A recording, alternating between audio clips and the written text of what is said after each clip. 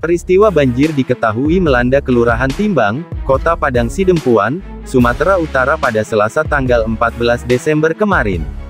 Akibatnya, satu rumah berlantai 3 di pinggir Sungai Aek Sibontar roboh karena tersapu aliran banjir.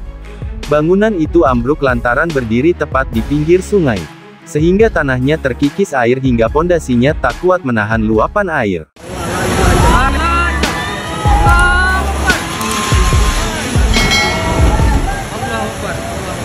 Namun beruntungnya tak sampai ada korban jiwa dalam insiden itu, sebab bangunan tersebut merupakan bekas sekolah yang sudah tak ditempati lagi. Kepala BPBD Padang Sidempuan mengatakan, banjir terjadi sekitar pukul 18.20 waktu Indonesia Barat. Hujan dengan intensitas tinggi yang terjadi dalam beberapa waktu terakhir membuat debit air Sungai Aek Sibontar melonjak drastis hingga arus seketika bergejolak cukup deras. Banjir. Sungai di kawasan itu pun sontak meluap dan menghantam bangunan-bangunan yang berada di bantaran kali. Diketahui, banjir yang melanda Kota Padang Sidempuan kali ini tersebar di 5 titik.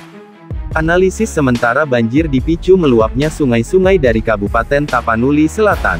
Akibatnya beberapa area seperti pemukiman warga, fasilitas umum, serta jalanan seketika terendam air bercampur lumpur tersebut.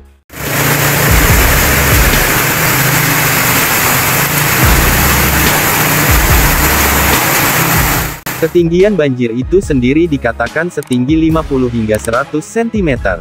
Hingga kini BPBD Padang Sidempuan masih terus melakukan pendataan terhadap rumah maupun warga yang terdampak. Pihaknya juga lantas menghimbau agar masyarakat di wilayah sekitar agar tetap meningkatkan kewaspadaan mengingat cuaca ekstrim masih kerap terjadi sampai saat ini.